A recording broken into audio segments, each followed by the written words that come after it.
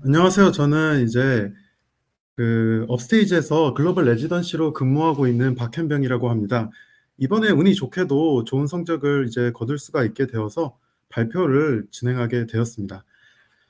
이제 바로 설명을 드리겠습니다. 그래서 NFL 같은 경우는 이제 미식축구 리그의 약자인데요. NFL에서는 미식축구가 서로 얽히고 설키는 격렬한 스포츠이다 보니까 선수들의 안전과 건강에 관심이 많습니다. 그래서 케글에서 선수의 부상을 체크하고 완화할 수 있는 프로그램을 만들기 위한 목적으로 대회를 열게 됩니다. 그래서 열린 첫 번째 대회가 바로 헬멧 충돌 탐지라는 대회고요. 제가 참여한 것은 여기에 이어 열린 두 번째 대회인 헬멧 어사이먼트 대회입니다. 여기에 보이시죠? 이게 케글에서 열린 생소한 유형의 대회이다 보니까 아마 이번 전반적인 발표에 걸쳐 가지고 좀 디테일하게 설명드릴 예정인데요. 먼저 이전 대회부터 가볍게 설명을 드리겠습니다.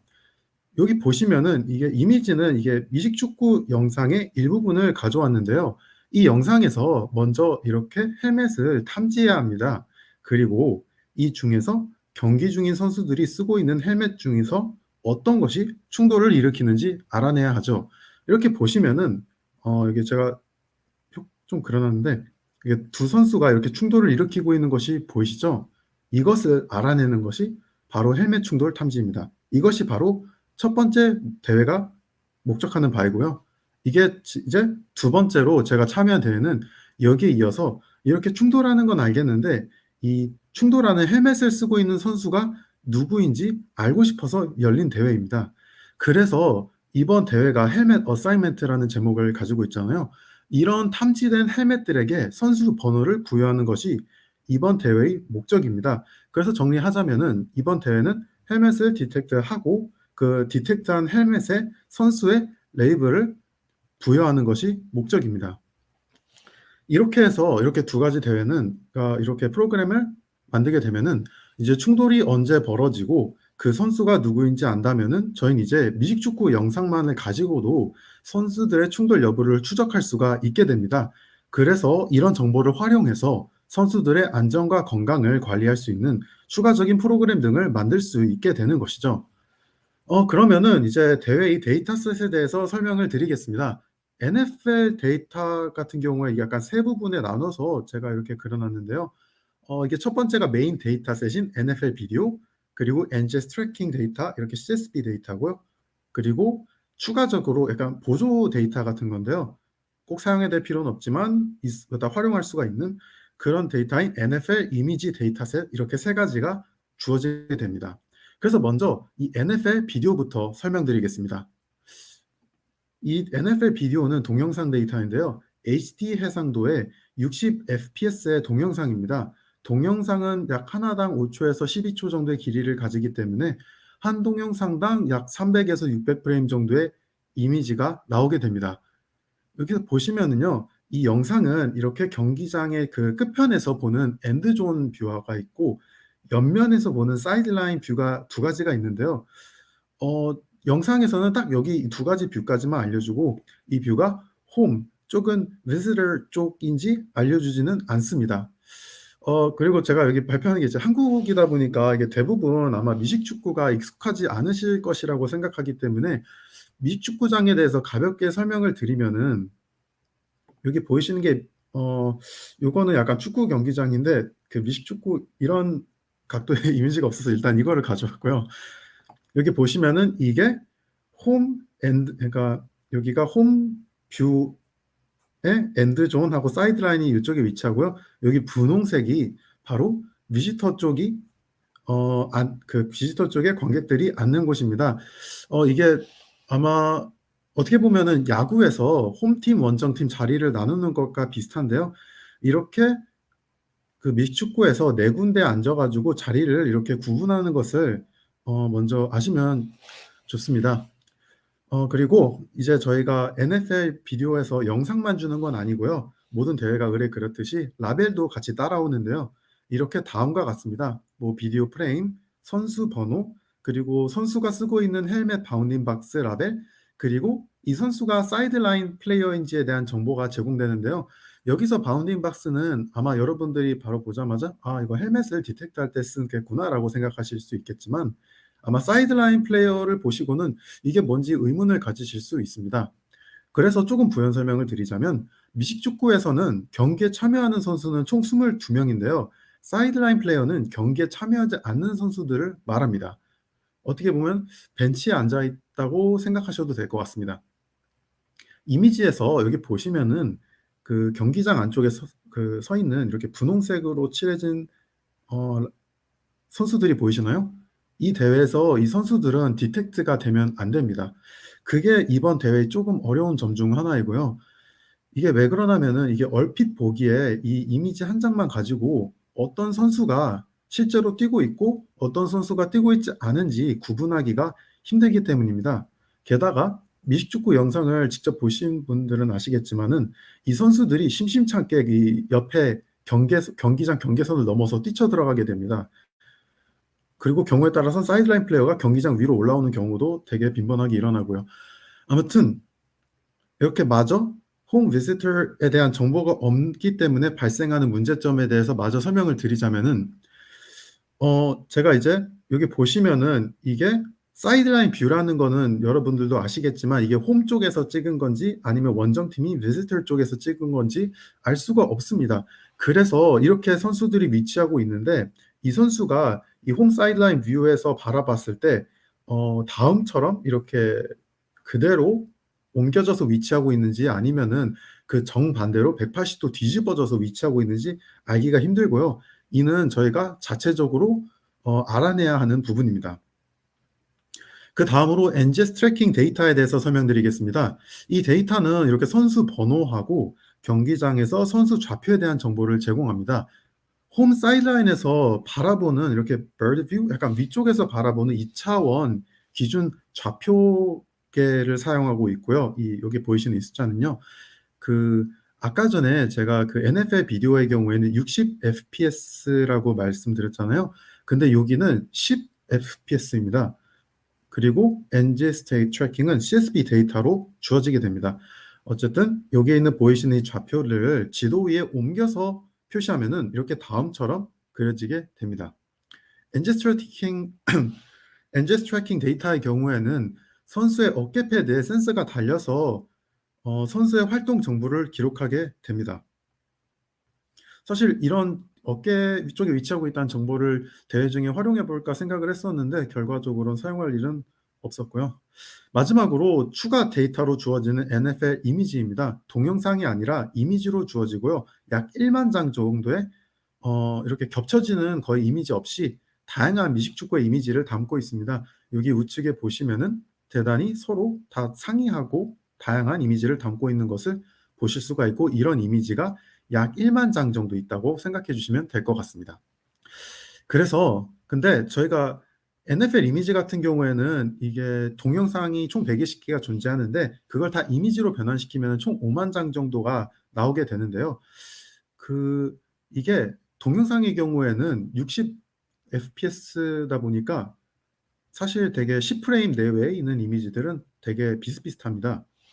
그래서 이들을 되게 같다고 가정을 하면은 약 5,000장 정도의 이미지가 실제로 유용하다고 보고 있는데요. 이렇게 생각을 하면은 NFL 비디오가 메인 데이터이지만 5,000장 정도가 실제로 유용하고 이 NFL 이미지는 보조 데이터이지만 약 10,000장 정도의 이미지가 유용하다고 생각을 하면은 어떻게 보면 NFL 이미지가 좀 더 풍부한 데이터가 아닌가 그런 생각을 했었고요. 이 NFL 이미지 같은 경우에는 라벨을 총 5가지를 제공하는데 여기 보이시는 이런 5가지가 바로 라벨입니다. 근데 이런 라벨은 주로 헬멧이 뭐 흐릿한지 뭐 사이드라인 쪽에 있는지 뭐 어려운지 좀 가려졌는지에 대한 케이스가 라벨링 되어 있습니다. 이게 근데 여기 사이드라인이 표시되어 있기는 하지만 다른 곳에서도 사이드라인 플레이어들은 다 포함이 되어 있고요. 다시 말해서 NFL 이미지 같은 경우에는 사이드라인 플레이어를 뭐 배제하고 훈련해야 되는 저희 상황에 맞지 않게 이 데이터는 사이드라인을 명확하게 구분짓지가 않기 때문에 데이터를 사용할 때는 유의해야 합니다. 이렇게 해서 제가 데이터에 대한 설명을 마쳤고 이번에는 대회의 평가 지표에 대해서 설명드리겠습니다. 이번 대회는 헬멧을 디텍트하고 헬멧의 레이블을 정확히 어사인하는 대회라고 설명드렸었습니다. 여기서는 평가 지표가 전체 이렇게 나온 헬멧 중에서 몇 개를 정확히 어사인했는지에 대한 정확도, 즉 accuracy로 지표를 사용하고요. 이 제가 제일 단순해서 좋아하는 지표 중 하나입니다. 그래서 이 헬멧이 정확한지 정확하지 않은지에 대해서는 다음에 두 가지 기준을 두고 평가를 합니다. 첫째는 그냥 이제 그 ground truth box하고 prediction box하고 이제 IOU가 0.35 이상인지 를 먼저 그 조건을 먼저 만족해야 하고요. 상당히 여유로운 조건이죠. 두 번째는 여기에 배정된 선수 번호가 일치하는지입니다. 그래서 이 두 가지 조건을 만족하면은 이쪽에서는 정확하게 어사인 되었다라고 결론을 그렇게 인정해 주고요. 그래서 이런 기준을 가지고 있고 더 정확하게 설명을 드리면은 정확도가 아니라 가중 정확도입니다.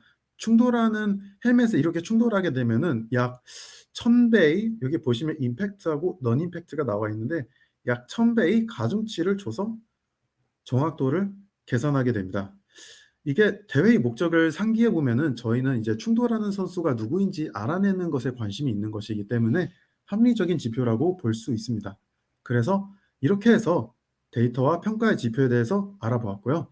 자, 이렇게 해서 이제 저희가 궁금한 것은 그래서 대회에서 선수 번호를 헬멧에 어사인하기 위해서 어떤 파이프라인을 거쳐야 하는지입니다.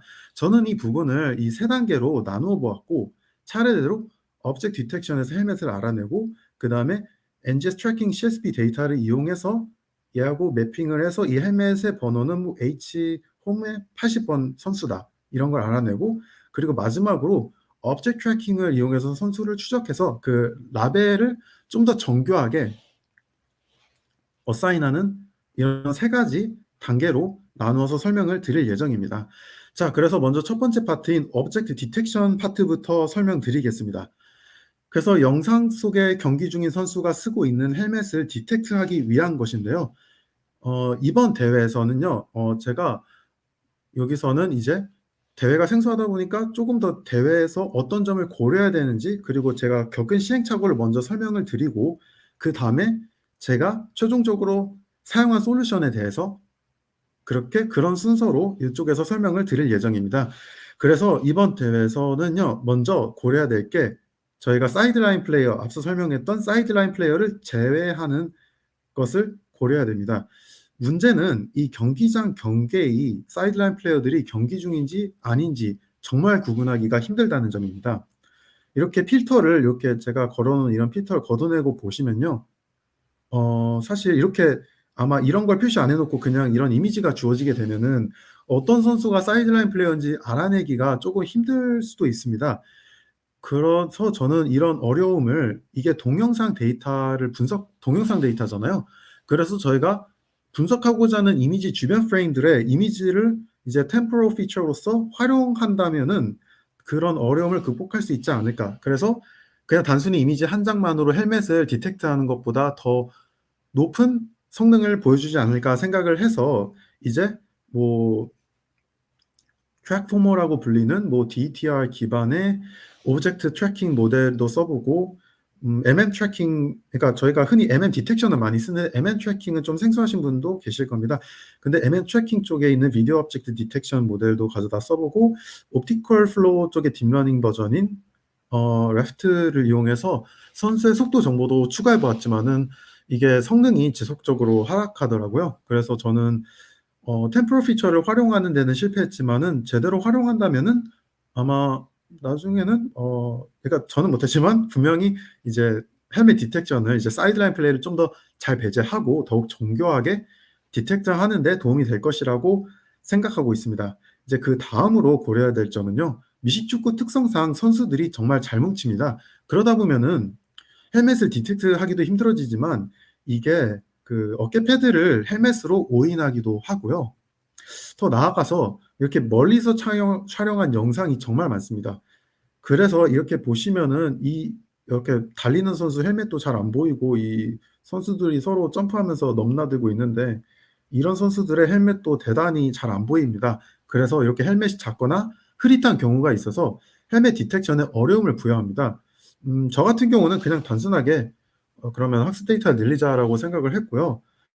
그래서 그냥 뭐 MFL 추가 데이터도 활용하고 멀티 스케일도 적용하고 데이터 증강을 추가한다면은 좀 어려움이 해결되지 않을까 생각을 해서 그냥 약간 그런 단순한 사고로 진행을 했는데, 먼저 NFL 추가 데이터를 활용해 보려고 했는데 문제는 이제 반복해서 설명하지만 사이드라인 플레이어가 라벨링이 되어 있잖아요.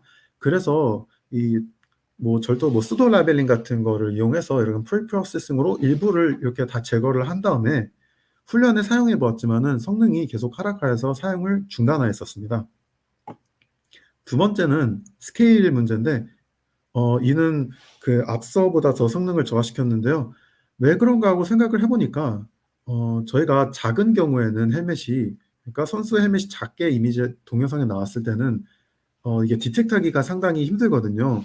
그런데 이런 작아도 구분하기 힘든 헬멧이 더욱 작아져서 아예 데이터로서 구분하기 힘든 노이즈로 변하지 않았나 추정을 해 보았습니다. 그다음으로는 데이터 증강인데요. 이 부분은 그냥 욜로 V5의 기본 세팅입니다. 이 중에서 4 장의 이미지를 붙여서 하나의 이미지를 만들어 사용하는 모자이크가 가장 효과적이었고요.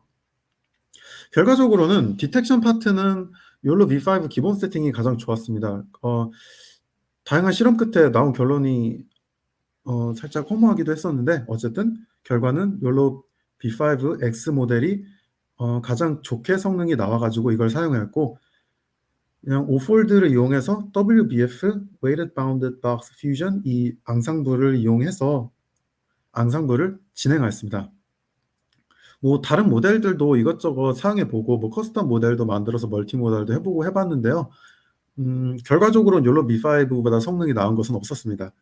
그리고 앙상블 파트에 대해서도 좀 더 부연 설명을 드리면은, 저희가 이렇게 보통 일반적으로 많이 사용하는 앙상블 방법들이잖아요. 그중에서 WBF를 저는 사용했었는데, 왜냐하면 가장 요 셋 중에서는 가장 효과적이었습니다.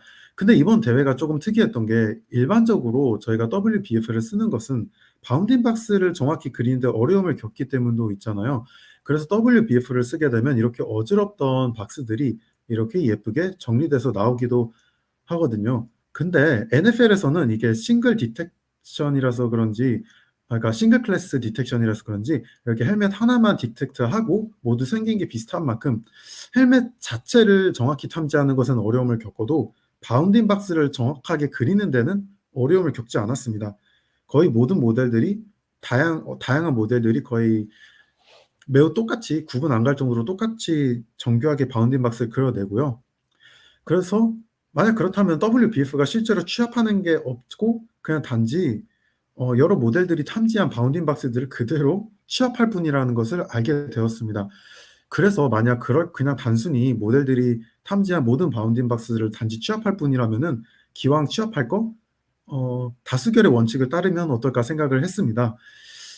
이렇게 만약 모델이 5개가 있고 이런 식으로 탐지를 했다면은 막 이렇게 5개 중에 3개가 이런 헬멧을 디텍트했으면은 이 부분은 이제 과반수의 원칙에 의해서 바운딩 박스로 인정을 하고 2개의 경우는 무시하는 그런 식으로 다수결의 원칙을 따르면은 효과적일 것으로 생각을 했었는데, 실제로 성능이 좋아지기도 했었습니다. 근데 문제는 항상 좋지가 않았기 때문에 불확실성을 배제하고자 그냥 WBF를 그대로 사용하게 되었습니다. 그래서 일단은 제가 설명드린 오브젝트 디텍션 제 부분은 여기까지 하고, 1 등분이 쓰신 것을 좀 설명드리면은, 1 등분 같은 경우에는 NFL 이미지를 저는 이걸 그냥 합쳐서 같이 트레이닝했는데, 이분은 먼저 이거를 프리 트레인드 하는 데 사용하고 그다음에 이 데이터는 배제한 다음에 NFL 비디오로 파인 튜닝을 시켰습니다. 그래서 어떻게 보면은 NFL 이미지가 사이드라인 플레이어의 구분이 없기 때문에 이렇게 함께 훈련하지 않고 프리 트레인드에서 사용한다면은 이게 성능이 더 좋아질 수 있다는 보면서 이렇게 생각이 들었고요. 그다음으로 사용했던 그분이 다음으로 사용했던 방법은 헬멧 사이즈를 동일하게 만들어서 훈련시키는 방법이었는데, 어떻게 했냐면은 저희가 이미지의 평균적인 헬멧 사이즈를 알아내는 것은 매우 쉽거든요. 그래서 이렇게 모델 하나를 훈련시켜 가지고 먼저 헬멧 사이즈를 알아냅니다. 그다음에 이미지를 리사이즈해서 헬멧의 크기를 이렇게 동일하게 나오도록 만들어 주고요. 이 리사이즈된 이런 이미지들로 이제 새로운 헬멧 디텍션 모델을 훈련시키는 테크닉입니다. 제가 직접 써본 것은 아니지만 상당히 좋은 방법이라고 생각을 하고요. 이렇게 해서 오브젝트 디텍션 파트를 마치겠습니다. 그러면 이제 두 번째로 해야 될 것이 이제 헬멧을 디텍트 했잖아요. 그러면은 이 디텍트한 헬멧에 이 CSV인 NGS 트래킹 데이터에 있는 이 선수 번호를 이렇게 어사인 해줘야 됩니다. 근데 NGS 트래킹 데이터에서 다시 한번 설명을 드리면은 다음처럼 이렇게 선수 번호가 있고 좌표가 있고 이런 데이터를 가지는 CSV 데이터이고요. 이렇게 경기장 위에서 이 어떤 선수 선수 번호 누구가 이쪽에 있다 이런 정보들을 알 수 있는 것이 바로 이 NGS 데이터입니다. 그래서 이 매핑 단계에서 저희가 해야 될 것은 NFL 비디오의 헬멧과 NGS 선수 번호의 이런 좌표를 아니요. 잘못 말했네요. 이 NGS 선수 번호를 이 좌표 정보를 이용해 가지고 매핑을 해 줘야 됩니다. 그래서 여기서 저희가 근데 그전에 저희가 먼저 고려해야 될 것은 바로 이 NFL 비디오하고 이 NGS 트래킹 데이터가 FPS가 서로 다르다는 거죠. 이렇게 보시면은 여긴 좀 빽빽한데 여긴 좀 비어 있는 것이 보이시죠? 이 두 데이터를 좀 더 비교하기 쉽게 나란히 놓고 비교를 해 보면 다음과 같은데요. 보시면은 NGS 트래킹 데이터가 듬성듬성 비어 있는 부분이 많습니다. 그리고 추가적으로 이 두 데이터를 이게 동기화를 시켜서 사용을 해야 되잖아요, 같은 프레임으로. 그때 사용하는 것이 ball snap이라는 겁니다. ball snap 같은 경우에는 그 밀축구 시작할 때 선수가 이렇게 뒤로 축구공을 던지는 그거를 바로 ball snap이라고 불립니다. 그래서 이 시점을 통해서 두 데이터를 동기화시켜서 사용합니다. 어쨌든 이건 생소할 것 같아서 그림을 그려 놨고요. 경기 시작할 때 선수가 아무튼 이제 다시 마저 설명을 드리면은 어쨌든 이제 이 NFL 비디오 같은 경우에는 NGS 데이터가 이렇게 각 프레임마다 있어야지 선수 번호를 부여할 수가 있잖아요. 그렇기 때문에 이 NFL 이미지는 그러니까 NFL의 이런 각 이미지들은 가장 가까운 프레임에 NGS 트래킹 데이터를 공유해서 사용하게 됩니다. 그러니까 이 6가지 이미지가 하나의 NGS 데이터를 사용하게 되는 거죠. 그래서 저는 이거를 보고 나서 그러면 임퓨테이션을 사용해서 이 부족한 데이터를 채우면 되는 게 아닌가. 그러면 성능이 올라가지 않을까. 이렇게 생각을 해서 가장 단순하게 그냥 선수의 좌표 X, Y를 인터폴레이션을 통해서 채웠는데요. 성능이 대부분 향상이 되었는데 가끔씩 성능 저하가 일어나는 것을 보아서 이것 역시 불확실해서 사용을 중지했습니다. 자, 이렇게 해 가지고 저기 보시면 NFL 비디오하고 NGS 데이터에 매핑할 준비가 되었습니다. 보시면은 이렇게 데이터의 선수 좌표들이 이렇게 그룹으로 제가 원으로 묶어 놨죠. 이런 그룹을 포인트 클라우드라고도 부릅니다. 이런 포인트 클라우드를 일치시키는 과정을 포인트 클라우드 여기 레지스트레이션이라고 부르고요. 이때 대표적으로 많이 사용되는 것이 이 ICP Iterative Closest Point라고 불리는 알고리즘입니다.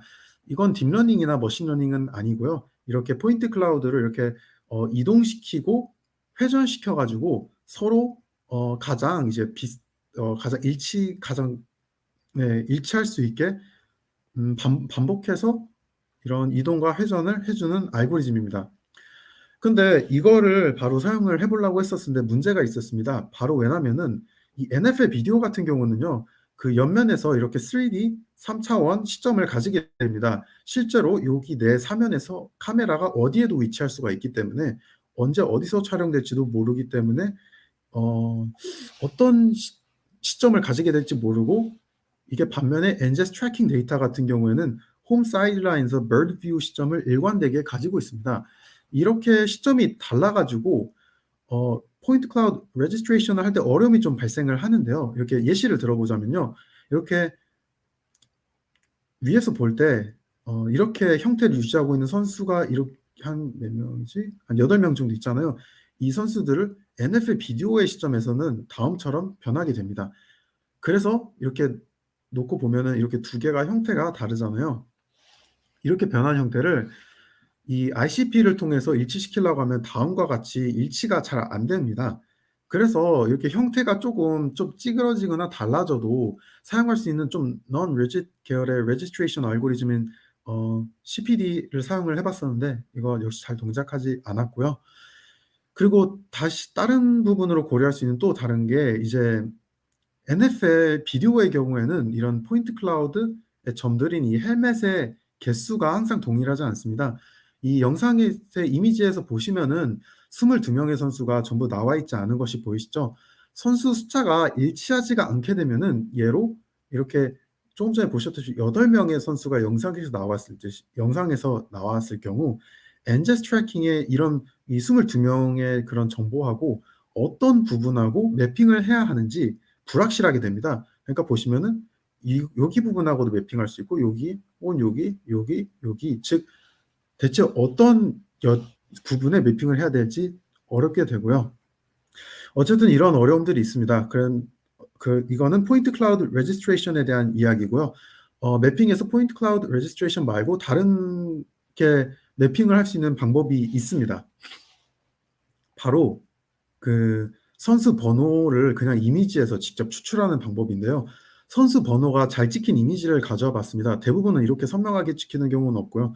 보시면은 이렇게 93번이라든가 35번이라든가 뭐 여기 어깨 71번 이런 식으로 선수 번호가 선명하게 보이잖아요. 선수 번호는 이렇게 어깨 패드 혹은 선수의 정면 후면 쪽에 위치하고 있습니다. 근데 문제는 이렇게 다 항상 잘 보여주면 좋은데 그 미식 축구라는 게 서로 얽히고 뒤섞이는 되게 격렬한 스포츠이다 보니까 선수 번호가 이런 식으로 식별이 가능한 경우도 있지만 대부분은 불가능한 경우입니다. 그래서 만약 그러니까 제가 선수 핸드 라벨링을 하지 않고 자동으로 크로핑을 통해서 데이터셋을 만들어서 사용을 하면은 노이즈가 너무 심하기 때문에 학습이 제대로 이루어지지 않습니다. 그래서 저는 이런 부분들을 전부 다 고려를 해 가지고 사용했던 거는 이제 저는 그냥 딥러닝을 사용해야겠다 이런 결론을 내렸었고요. 제가 사용한 것은 이제 슈퍼글루의 방식을 따르고 있습니다. 아마 슈퍼글루를 처음 들어보시는 분들을 위해서 좀 더 설명드리면은 이거는 이제 트랜스포머하고 그 싱크혼 이 두 가지가 결합된 모델이라고 생각하시면 될 것 같습니다. 아마 트랜스포머는 다들 익숙하신데 이 부분은 생소하신 분들이 많을 텐데요. 이런 싱크혼 같은 경우는 이제 매핑을 할 때 사용되는 이런 뭐 optimal transport 그러니까 최적 운송 이론에서 사용되는 알고리즘입니다. 매핑에 사용되고요. 어쨌든 그래서 보시면은 제가 좀 그림을 단순하게 그려 봤는데 좌표가 이렇게 있잖아요. 이런 좌표 데이터를 저희가 뭐 늘상 하듯이 임베딩을 하고 그리고 얘는 3개인데 얘는 5개니까 이쪽에 패딩을 2개를 넣어 줍니다. 그래서 이제 늘상 하듯이 이제 셀프 어텐션도 하고 이제 서로 간에 이제 크로스 어텐션도 하면서 이런 순서를 몇 차례 반복해서 최종적인 그 후 처리가 된 임베딩 벡터를 구해내게 되고요. 이렇게 해서 나온 임베딩 벡터를 이렇게 행렬 곱을 해서 이런 점 3개와 5개 사이 유사도를 이런 식으로 행렬로 구하게 됩니다. 여기까지는 매우 친숙하실 텐데 여기다 이런 싱크혼을 얹어 가지고 이 유사도를 더 확실하게 부과시키고 더스트빈이라는 요소를 추가한 게 조금 다릅니다. 좀 더 자세하게 보면은 이제 특정 선수 이거 하나를 놓고 이야기를 하면요. 이 선수를 매핑을 할 때 이렇게 5개의 선수가 있으면 이렇게 다 한 번씩 여기는 이제 임베딩 벡터로 이런 식으로 내적을 해서 나온 숫자가 이렇게 이쪽이 가운데가 0.7이면은 이게 요게 이 선수하고 이 선수가 서로 일치하는구나. 이런 식으로 하고요. 그리고 추가적으로 더스트빈이라는 게 있다고 말씀드렸잖아요. 이 더스트빈의 경우는 이제 만약 그러니까 여기는 이게 3개밖에 없잖아요. 그럼 여기 5개가 있고 그럼 여기 2개는 매핑할 수 있는 점이 없잖아요. 그럼 이런 점들을 일종의 더스트빈에 매핑을 시키게 됩니다. 그래서 더스트빈은 일종의 그냥 쓰레기통이라고도 표현할 수 있는데 어쨌든 더스트빈 같은 경우는 이제 매핑할 수 없는 포인트가 있을 경우 더스트빈 쪽에 이런 점수가 매우 높아지도록 훈련이 되게 됩니다. 그렇게 해서 모델은 이제 다양한 그러니까 설령 점들의 개수가 뭐 22개씩 다 양쪽에 있지 않더라도 혹은 설령 22개가 있어도 서로 매핑되는 부분 매핑시키고 매핑되지 않는 부분은 더스트빈으로 보내서 매핑시키지 않을 수가 있습니다.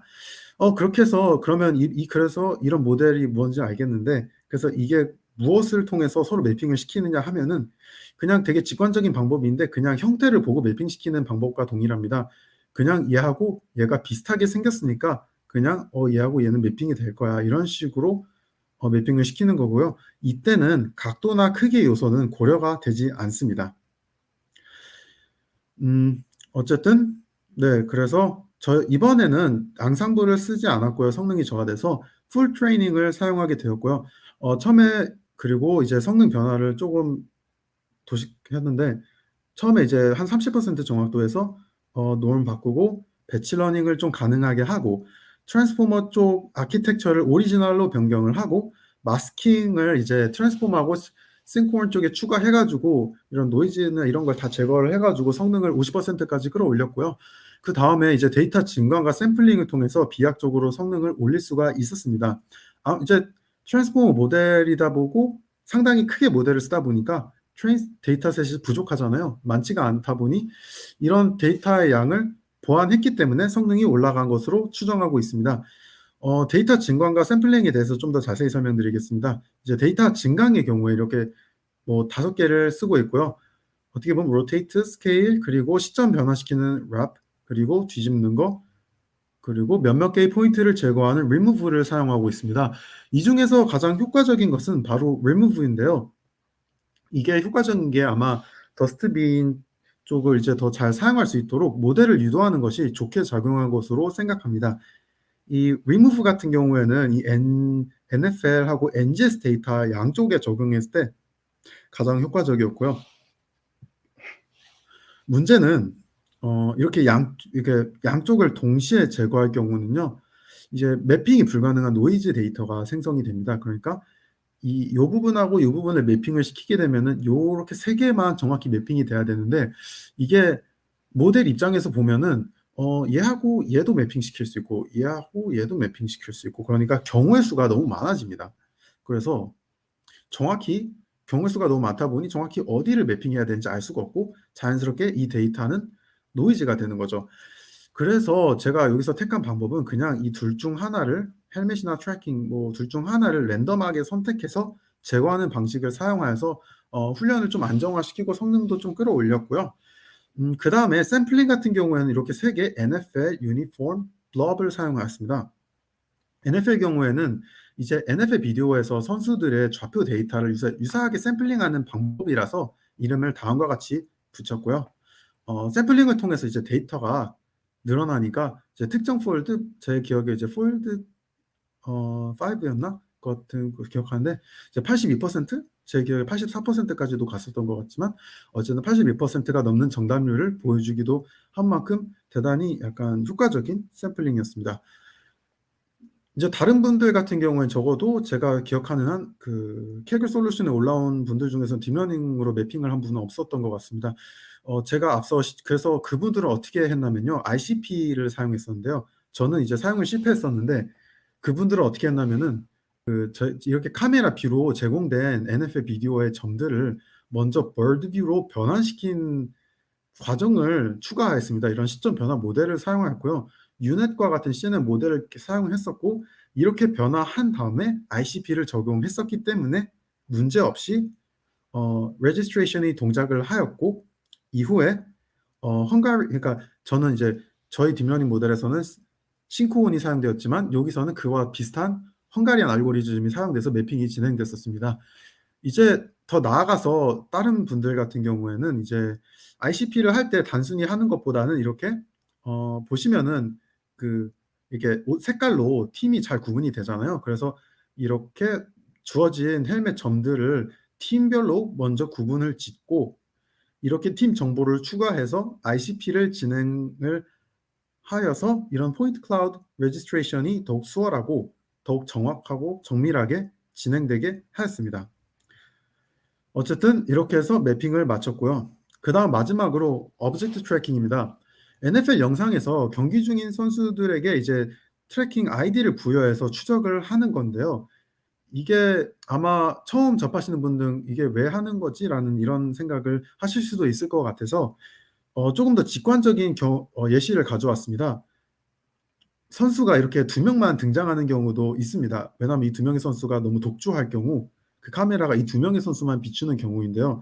이거를 이제 NFL 비디오가 두 명의 선수밖에 없게 되면은 이제 22 명의 NGS 트래킹 데이터하고 매핑을 해야 되는데 사실상 거의 모든 점들하고 다 매핑을 해도 말이 되는 경우, 그러니까 가능성이 너무 많아지기 때문에 여기에서 매핑되는 라벨은 대단히 부정확할 가능성이 높습니다. 하지만 저희가 비디오를 오브젝트 트래킹을 통해서 이 선수를 비디오의 시작부터 정확하게 추적해 왔다면은 그냥 단순히 이런 잘못 부여된 시점의 라벨은 그 앞서 정확히 부여된 라벨들의 그런 걸로 다 치환돼서 정정할 수가 있게 됩니다. 그게 오브젝트 트래킹의 장점이고요. 트래킹의 경우에는 약간 여기서는 대표적으로 세 가지만 일단 가져와 봤는데요. 그 IOU, 그러니까 이렇게 바운딩 박스를 이제 매 시점마다 봐서 이렇게 바운딩 박스가 겹쳐지는 물체를 추적하는 방법이 있고, 이제 칼만 필터를 이용해서 이렇게 물체의 움직임을 예측해 가며 추적도 가능합니다. 물체가 있을 곳을 이렇게 확률 분포로 표시하는 건데요. 어쨌든 이렇게 만약 물체가 갑자기 사물에 가려지거나 다른 사람에게 가려지는 등 이미지에서 사라질 경우에 이런 칼만 필터는 대단히 유용하게 사용됩니다. 그리고 마지막으로 re-ID 같은 경우는 re-ID identification의 약자인데요. 저희가 마트에서 물건 찾을 때 이렇게 전단지를 들고 찾아다니는 것과 비슷합니다. 그러니까 간단히 얘기해서 그냥 생긴 게 비슷한 물체를 이렇게 추적하는 거죠. 얘하고 비슷하니까 이 얘하고 얘는 같은 트랙 아이디를 보유하고 있을 것이다라고 가정하는 겁니다. 그래서 이 각 세 가지 요소에 대해서 이번 대회에서 고려해야 되는 것에 대해서 설명을 드리겠습니다. 첫째로 IOU 같은 경우는요. 다음처럼 이렇게 선수가 지나가잖아요. 그러면 이때 겹치기 때문에 순간적으로 트랙 아이디가 바뀌어서 다시 추적이 이어질 수가 있습니다. 혹은 뭐 너무 빨리 달려도 제대로 추적이 안 되고 선수들이 막 미식축구는 막 서로 한 번에 뭉치잖아요. 그런 경우에도 좀 효과가 떨어지게 됩니다. 두 번째는 이제 칼만 필터인데요. 칼만 필터는 경우는 이제 지나가는 경우는 괜찮은데 선수가 갑자기 충돌을 하잖아요.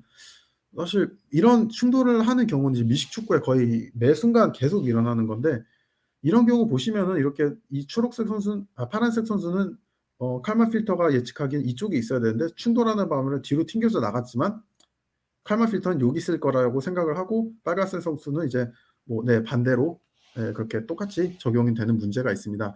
사실 이런 케이스는 IOU, 이제 겹쳐지는 IOU를 이용해서 추적하는 것이 더 용이를 하고, 마지막으로 re-identification의 경우에는 이번 대회에서는 그다지 효과적이진 않았습니다. 왜냐하면은 헬멧이 다 비슷비슷하게 생겨서 여기 보시면은 다 헬멧이 똑같이 생겼잖아요. 그래서 이런 이미지로 구분하기가 정말 힘들기 때문입니다. 그래서 제가 직접 re-ID도 커스텀 모델 만들어서 트레이닝도 해보고, 혹은 다양한 프리-트레인드 모델을 가져와서 거기에 이어서 파인 튜닝도 한 정말 다양한 모델들을 다 테스트해 보았는데 거의 제가 볼 수 있는 단 한 개도 효과적이지 않았습니다. 그래서 어쨌든 오브젝트 트래킹에 대해서 가볍게 알아봤고요. 이번 대회는 이 딥소트라는 알고리즘이 가장 많이 사용됐습니다. 앞서 설명드린 세 가지 트래킹 요소를 모두 사용하는 강력한 트래커지만 다른 분들은 되게 잘 사용하셨는데 왜 그런지 모르겠지만 저는 개인적으로 이게 밸리데이션 성능이 너무 저하돼서 사용을 안 했었고요. 저는 대신에 제가 사용했던 방법은 제가 그 전 파트인 매핑에서 제가 그 트랜스포머하고 싱크온 모델을 사용했다고 말씀을 드렸었는데, 여기서도 완전히 그 동일한 모델, 동일한 세팅을 그대로 가져왔습니다. 단지 데이터가 바뀌었을 뿐이고요. 풀 트레이닝 하는 것도 똑같고요. 그래서 어떻게 했냐면은 이제 매핑을 할 때 저희가 그 전 파트 매핑을 할 때는 NFL 비디오 프레임의 이미지 같은 경우에는 이제 NGS 데이터를 매핑을 이렇게 했잖아요. 이 친구하고 이렇게 비디오하고 이런 CSV 데이터 매핑을 했다면은 이 매핑을 하는 건 똑같은데 단지 이 NFL 비디오에 약 그 1프레임씩 떨어져 가면서 매핑을 하게 됩니다. 그래서 이런 매핑을 통해서 트래킹을 하게 되고요. 보시면은 이제 1프레임 사이에 그 변화가 거의 없습니다. 그래서 선수들 사이에 추적 용이하고 자연스럽게 제가 테스트해 봤을 때 한 10,000번 추적 중에 3번 정도만 틀리는 매우 높은 정확도를 가집니다. 그래서 헬멧이 매우 정확하게 디텍트 된 경우에는 밸리데이션 비디오에서도 거의 99.9%의 정확도를 가지는 비디오들도 심심찮게 나오게 되지만, 문제는 애초에 욜로 B5를 또 보다 더 나은 모델을 만든 적도 없고 그렇게 완벽한 헬멧 디텍팅 모델을 만든 적이 없기 때문에 그 정도로 높은 정확도는 제가 봤을 때 한 100개 훈련 100개 테스트하면은 2개 정도 나오는 경우를 확인했었고요. 이제 마지막으로 제가 이제 포스트 프로세싱을 했었는데요. 이유가 이제 트래킹을 하잖아요. 근데 문제는 트랙을 할 때 이 한 아이디에 너무 여러 명의 선수가 함께 있었기 때문입니다. 이거는 이제 트래킹 중에서 이제 서로 겹쳐지고 흩어지는 와중에 그 트랙 아이디가 다른 선수에게 옮겨간 케이스인데요. 그래서 저는 그냥 이 트랙 아이디를 그냥 간단하게 처리를 했는데, 이 만약 같은 트랙 아이디인데 이 선수 번호가 바뀌고 40번 연속으로 이어지면은 다른 선수를 추적하고 있다고 간주하고 다른 트랙 아이디를 이런 식으로 분리해서 부여합니다. 이때 이 포스트 프로세싱까지 적용하고 나서야 비로소 밸리데이션하고 퍼블릭 리더보드가 얼라인 되어 가지고 그다음부터는 얼추 프라이빗 리더보드 성능을 예측할 수가 있게 되었고요. 네.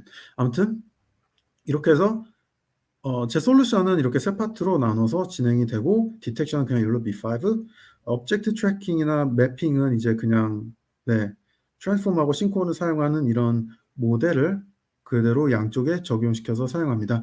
그래서 최종적으로는 이제 87.5% 정도의 정확도를 낼 수가 있었고요.